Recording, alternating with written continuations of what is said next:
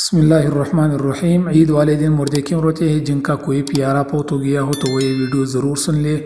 عید الاضحیٰ آنے سے پہلے آپ کو یہ معلومات ضرور چاہیے ہوگی کہ عید والے دن مردہ روتا ہے اور دعا کرتا ہے کہ عید کا دن کبھی نہ آئے۔ مردہ ایسا کیوں کرتا ہے، یہ جاننے کے لیے ویڈیو کو آخر تک ضرور دیکھے گا۔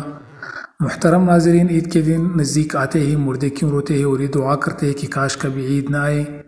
عید کا دن خوشی اور مسرت کا ہوتا ہے۔ بعض اوقات خوشی میں مصروف ہو کر آخرت میں غفلت ہو جاتی ہے اور یہ غفلت زیارت قبور سے دور ہو جاتی ہے، اس لیے عید کے دن زیارت قبور کرنی چاہیے۔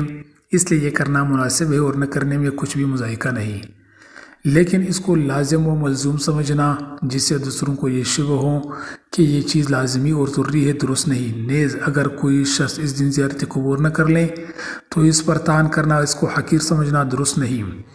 اس حوالے سے احتیاط لازم ہے۔ عید کا دن اشاعت و فرحت اور خوشی کا دن ہے جو سال میں 2 مرتبہ حاصل ہوتا ہے۔ پہلی خوشی اس کی یہ ہے کہ رمضان شریف کا مبارک مہینہ آیا اور اس میں اللہ تبارک تعالیٰ کی نعمتوں اور رحمتوں کی بارش ہوئی۔ تم نے جی لگا کر مہینہ بھر اپنے آپ کو بھوکے اور پیاسے رکھا تو راتوں کو یاد الہی میں بسر کیا۔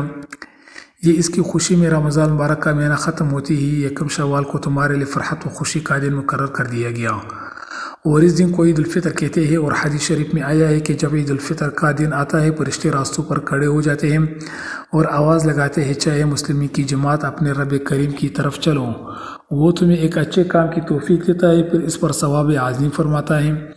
تمہیں رمضان المبارک کی راتوں میں نماز پڑھنے کا حکم دیا، تم نے روزہ رکھا، تم نے اپنے رب تبارک تعالیٰ کی اطاعت کی، تب اس کا انعام حاصل کرو۔ جب نماز اطاعت عید ختم ہو جاتی ہے تو فرشتے آواز لگاتے ہیں کہ خوش ہو جاؤ کہ تمہارے پروردگار عالم نے تمہاری مغفرت فرما دی، تب تم خوشی خوشی اپنے گھروں کو لوٹ جاؤ۔ اس لیے اس دن کو انعام و اکرام کا دن کہتے ہیں۔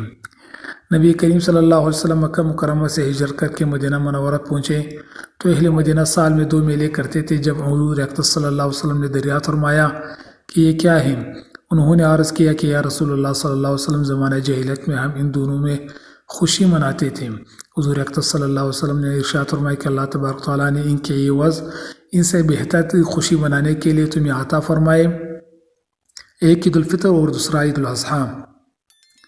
عید کے دن 2 رکعت نماز واجب ہے۔ جن لوگوں پر نماز جمعہ نماز فرض ہے انہیں پر عید کی نماز واجب ہے، اور جو شرطیں جمعہ کی نماز کی ہے وہی عید کی نماز کی ہے، مگر عید میں نماز کا خطبہ نماز کے بعد پڑھا جاتا ہے اور خطبے کا پڑھنا اور سننا سنت موقدہ ہے۔ عید کی نماز کے لیے اذان اور تکبیر نہیں، بلکہ آفتاب بلند ہونے کے بعد علاقے کے تمام مسلمان ایک جگہ پر اکٹھے ہو اور امام ان کو 2 رکعت نماز پڑھائیں، اور ہر ایک رکعت میں 3 تکبیریں زائد کی جاتی ہیں۔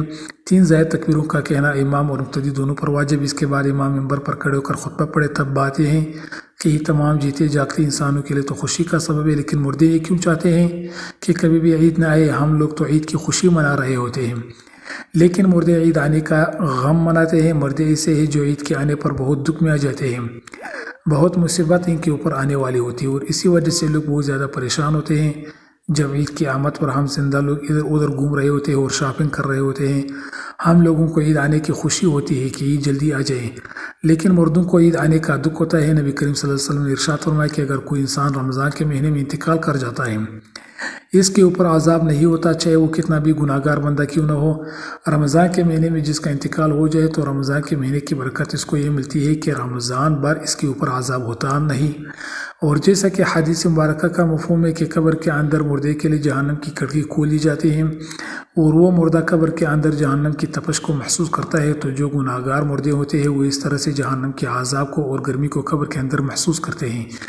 لیکن جب رمضان کا ببرکت مہینہ آتا ہے تو آپ صلی اللہ علیہ وسلم ارشاد فرمایا کہ جب رمضان کا چاند دیکھا جاتا ہے تو جنت کے دروازوں کو کھول دیا جاتا ہے اور جہنم کے دروازوں کو بند کر دیا جاتا ہے، قبر سے عذاب کو اٹھا لیا جاتا ہے اور اللہ تبارک تعالیٰ کی رحمتوں کا نزول ہوتا ہے۔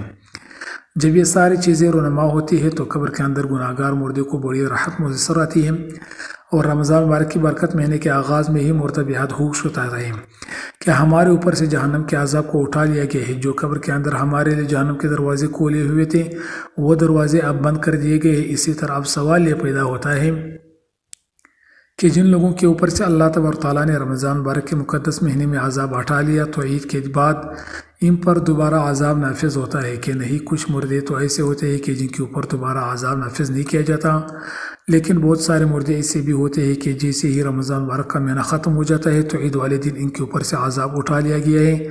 تو اب اگر اللہ تبارک تعالیٰ نے چاہا تو ان کے اوپر کبھی عذاب نہیں ہوگا۔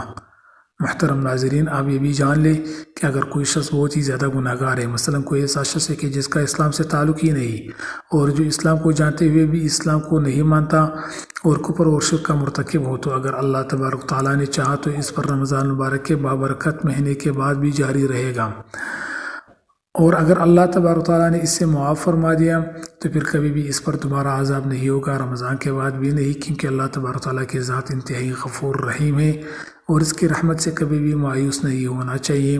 ناظرین، جب رمضان کا مہینہ ختم ہوتا ہے تو رمضان کی برکتیں بھی ختم ہو جاتی ہیں اور شیطان کو قید سے رہا کر دیا جاتا ہے، مردوں پر سے رحم کا معاملہ ختم ہوتا ہے، جہنم کے دروازے جو بند تھے وہ رمضان کے جانے کے بعد کھول دیے جاتے ہیں، جنت کے دروازے کو اللہ تبارک تعالیٰ بند فرماتا ہے۔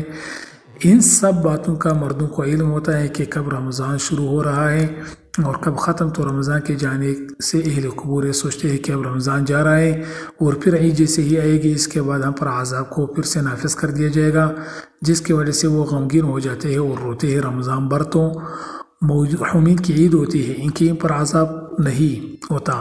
ہم لوگ جب رمضان کے آخری عشرے میں جب اپنی مغفرت کی دعائیں اللہ رب العالمین سے کرتے ہیں تو پھر ہمیں اپنے مرحومین کے لیے بھی زیادہ سے زیادہ اصلاح ثواب کرنا چاہیے، اور صرف اپنے ہی مرحومین کے لیے نہیں بلکہ تمام مومنین مومنات مسلمین مسلمات میں جملہ کہا کر کہ جو بھی مسلمان اس دنیا سے رخصت ہو چکے ہیں، اللہ تبارک تعالیٰ نے ان تمام لوگوں کی مغفرت فرمائے اور اللہ تبارک تعالیٰ ان کو جنت الفردوس میں اعلیٰ سے اعلیٰ مقام عطا فرمائے، آمین ثم آمین یا رب العالمین۔